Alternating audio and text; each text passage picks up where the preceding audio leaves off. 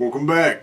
It's your boy Fresh. And I'm Mary, and we are a Co-ople of nerds. And for today's opening week review, we are going to be reviewing Werewolf the Apocalypse Earthblood. Dun dun dun.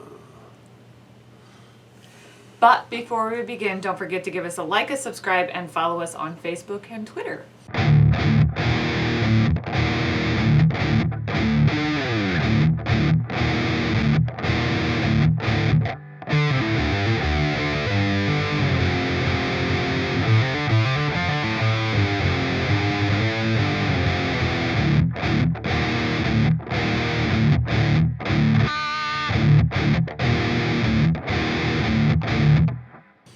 Alright, let's jump right into the gameplay footage.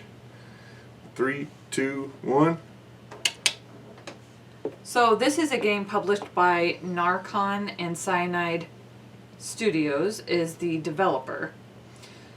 It's available on PC, PS4, PS5, Xbox One, Xbox Series X. And so the one for the Xbox One is backwards compatible to the Xbox Series X.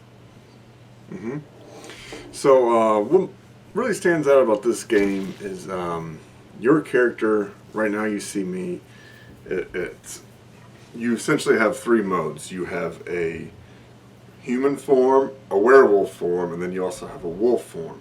Which I think is so different. Like, I've never seen that story before. It's kind of like all the stories where someone turns into a wolf. Either they turn into a wolf or they turn into a werewolf. But, like, being able to turn into one or the other, I feel like is... I haven't seen that before. Now, maybe it's out there somewhere, but I have not seen that before. And I really think that that's super cool with this, that you have the 3 modes, not just the 2. Right. Yeah, typically, you think of Wolfman, or you think of even the Twilight movies. I don't think of those. Mary thinks of those. But ultimately, it's just man or wolf. And this one, you get all 3. So the human mode is mainly designed for using items and sneaking around.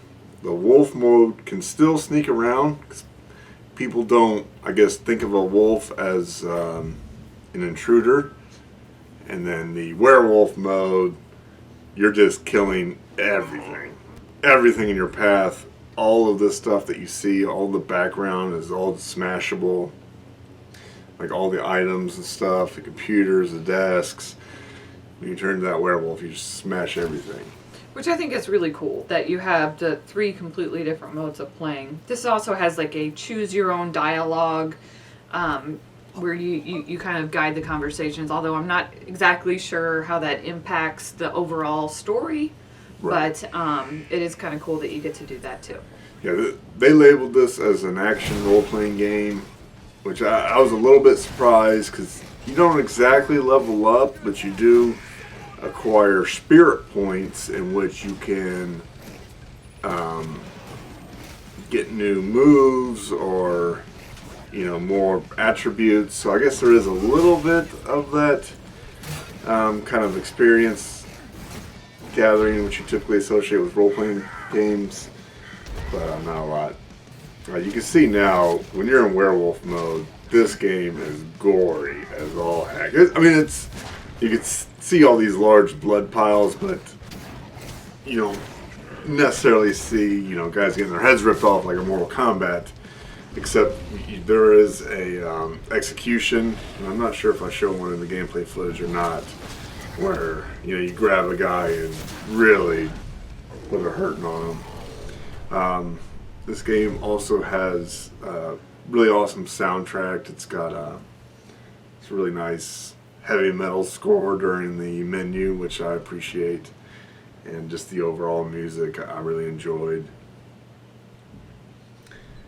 So this game, it's essentially a story where you are obviously a werewolf, and you work with the like the eco warrior type of a clan, where and I don't know how many times I've seen that. So you are on the side of Gaia, and you are fighting what they call the worms. So worms eat life and eat matter, and Gaia creates matter, so they're constantly at battle with one another, and that's kind of the whole story behind this game. You sort of leave your daughter for 5 years after your wife dies, and now you're sort of trying to rebuild that relationship, which also adds a really interesting component to the story.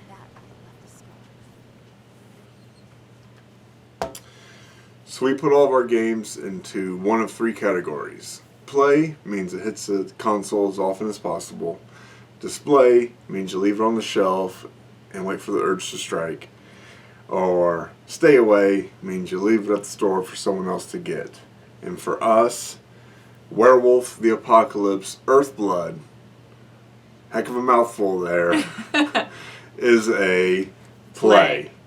I really enjoyed this game. It is. It's fun to watch. Right. They call it a role-playing game, and you're not going to get a Final Fantasy feel. Yeah. But it's just fun. Yeah. It's fun trying to sneak around when you get caught, because I get caught a lot when I do espionage games. And typically, you get like the Metal Gear or Splinter Cell, like you just lose and it's just game over. This, you've transformed into a giant werewolf and now you gotta fight.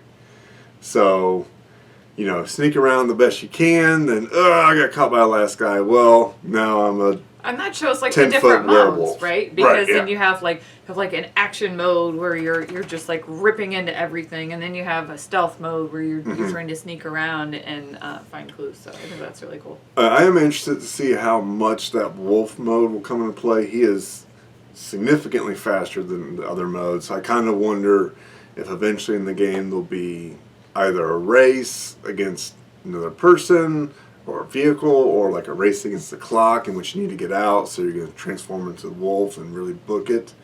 And like I said, he is kind of more ignored than a guy. Yeah. Because it's like, it's just some dumb wolf. Yeah. But then again, maybe that's to your advantage. The polluting company you're fighting knows that there are werewolves and that they can transform, so you might just, listen, if it's a wolf or a human, go ahead and shoot it.